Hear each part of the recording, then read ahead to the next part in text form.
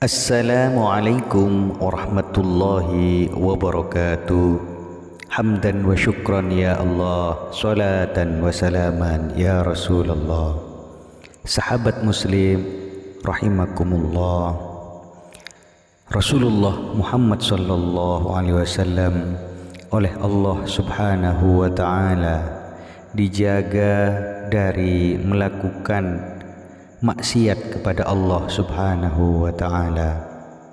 Beliau tidak pernah melakukan suatu perbuatan yang menyebabkan satu dosa yang menimbulkan murkanya Allah subhanahu wa ta'ala. Sahabat muslim rahimakumullah, di masa kecil Rasulullah sallallahu alaihi wasallam mengembalakan kambing milik orang-orang kaya di Mekah. Pada suatu ketika, di saat Rasulullah mengembala kambing, beliau berpikir, siapa yang menciptakan bintang-bintang yang begitu gemilau? Beliau juga berpikir, siapa yang membuat udara untuk kuhirup? Siapa yang membuat jantungku berdetak? Siapa yang membuat matahari mengejar bulan dan bulan mengejar matahari?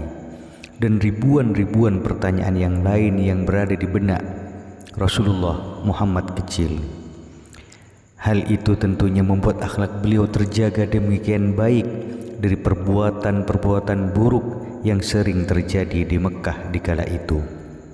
Saat itu orang-orang kafir musyrik menyembah patung di mana-mana. Laki-laki dan perempuan yang bukan mahram, bukan suami istri, sering pergi berduaan. Orang-orang melakukan tawaf tanpa busana, pesta mabuk-mabukan setiap malam, dan masih banyak keburukan yang lain.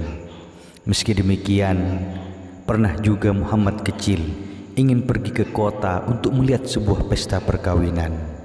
Lalu Muhammad kecil berkata kepada temannya, teman di dalam mengembalakan kambing, "Tolong jaga kambing-kambingku."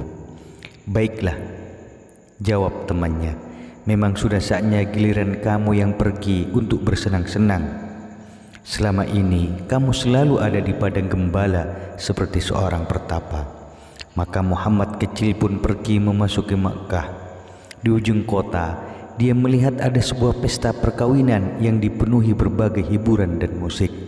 Namun, belum sempat Muhammad kecil tiba di rumah itu, tubuhnya tiba-tiba disergap keletihan.